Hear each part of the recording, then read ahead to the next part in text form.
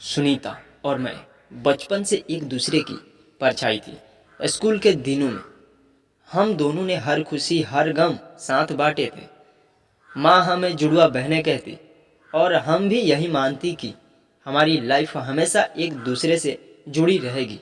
यहाँ तक कि हम दोनों ने बचपन में यह तक सोच लिया था कि हम तो मैरिज भी एक ही घर में करेंगे ताकि हमेशा साथ रह सकें। समय बीता, कॉलेज ख़त्म हुआ और फिर मेरी लाइफ में सिद्धार्थ आ गया। प्यार हुआ, शादी तय हुई और सबसे पहले मैंने सुनीता को ही यह खबर सुनाई। वह बहुत खुश हुई। मैंने सिद्धार्थ को पहले उससे मिलवाया। मुझे लगा था कि उसे पसंद आ गया तो फिर मैं बेझिझक शादी के लिए हाँ कर सकती हूँ। और जब उसने उसे पसंद कर लिया तब मैंने भी हाँ कर दी। मैं चाहती थी कि मेरी सबसे अच्छी दोस्त और मेरी लाइफ पार्टनर एक दूसरे के अच्छे फ्रेंड बन जाए और हुआ भी वही। शादी के बाद भी सुनीता का हमारे घर में आना जाना लगा रहा। सिद्धार्थ उससे खुलकर बातें करते, हंसी मजाक करते और मैं यह सब देखकर खुश होती थी। पर धीरे धीरे मेरे मन में एक अनजानी सी बेचैनी जन्म लेने लगी।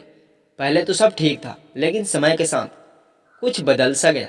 सिद्धार्थ और सुनीता की वही हंसी जो पहले मुझे सुकून देती थी अब मेरे दिल में चुभने लगी।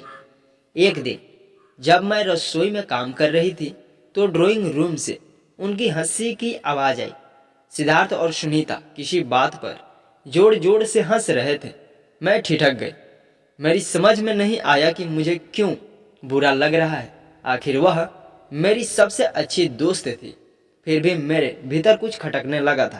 पहले तो मैंने इसे नज़रअंदाज किया, लेकिन जैसे जैसे समय बीता यह जलन गहराने लगी। जब भी मैं देखती कि सिद्धार्थ और सुनीता मजाक कर रहे हैं, पुरानी यादों में खो रहे हैं, तो मेरे अंदर एक अजीब सी बेचैनी घर करने लगती। क्या वे एक दूसरे के ज़्यादा करीब आ रहे थे? क्या मैं उनके बीच फालतू महसूस कर रही थी? यह सब सोच कर मैं खुद पर झुंझला जाती। फिर एक दिन सुनीता का जन्मदिन आया। उसने मुझे पार्टी में बुलाया, लेकिन मैंने बहाना बना दिया। मैं जानती थी कि सिद्धार्थ जरूर जाएगा। उस रात मैंने अपने मन की बात को और गहराई से महसूस किया। रात को जब सुनीता के साथ सिद्धार्थ लौटे तो मैं अपने अंदर के गुस्से को रोक नहीं पाई। गुस्से में कहा, मुझे लगता है तुम्हारी पत्नी मैं नहीं यह है। मुझसे ज़्यादा तो तुम उसके साथ समय बिताते हो। वो दोनों मेरी यह बात सुनकर दंग रह गए। सुनीता को पता था कि मैंने यह मजाक में नहीं कहा। वो बिना कुछ कहे चुपचाप वहाँ से चली गई। सिद्धार्थ को मेरी बात से बहुत दुख हुआ। उन्होंने पहली बार मुझसे ऊंची आवाज़ में कहा, तुम्हें पता भी है तुम क्या कह रही हो? सुनीता तुम्हारी सबसे अच्छी दोस्त है। लेकिन उस वक्त मैं कुछ भी सुनने को तैयार नहीं थी। मुझे बस इतना लग रहा था कि सुनीता हमारे बीच आ रही है। उस दिन के बाद सुनीता ने हमारे घर आना बंद कर दिया। कोई फ़ोन नहीं, कोई मैसेज नहीं। सिद्धार्थ कुछ दिन तक मुझसे नाराज रहे। फिर सब कुछ पहले जैसा हो गया। मुझे लगा मैंने सही किया। सुनीता का ना आना मेरे लिए राहत की बात थी, पर कहीं ना कहीं मेरे मन में एक खालीपन भी था। करीब एक साल बीत गया। मैं अपनी लाइफ में बिजी थी।